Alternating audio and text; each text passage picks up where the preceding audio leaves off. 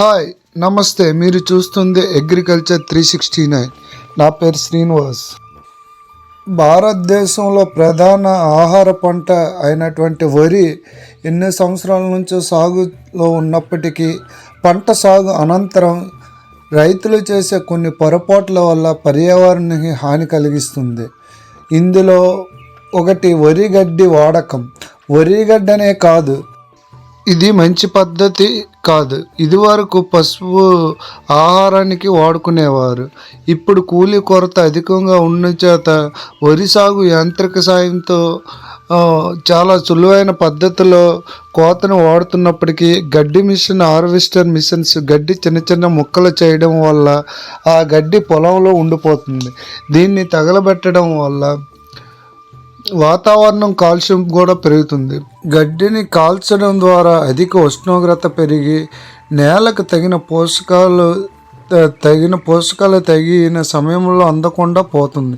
గడ్డి కాల్చడం ద్వారా నేల కార్బన్ మోనాక్సైడ్, మిథైల్ హానికరమైన వాయువులు గాలిలో చేరడం వల్ల మానవులకు శ్వాసకోశ సంబంధిత వ్యాధులు కూడా ఎక్కువగా వస్తున్నాయి.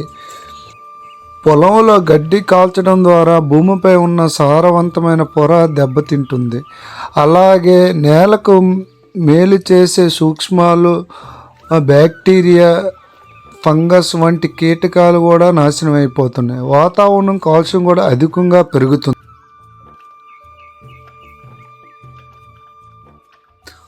వరిగడ్డి సూక్ష్మ పోషకాలు, గాలి ప్రధాన పోషకాలు మొక్కలకు అందకుండా పోతుంది. ఎందుకంటే నేలపై ఉన్న పొర కార్బన్, నత్రజని అందకుండా లేకుండా పోతుంది. దీనివల్ల మొక్కల ఎదుగుదల పడి తగిన దిగుబడి పొందలేకపోతున్నారు.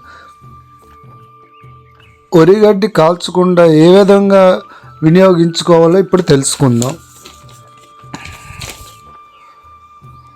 వరిగడ్డి కలియ దున్నడం వల్ల కార్బన్ శాతం పెరుగుతుంది. అలాగే సేంద్రియ కార్బన్ శాతం కూడా పెరుగుతుంది. మొక్క వేరు వ్యవస్థ బాగా అభివృద్ధి చెందుతుంది.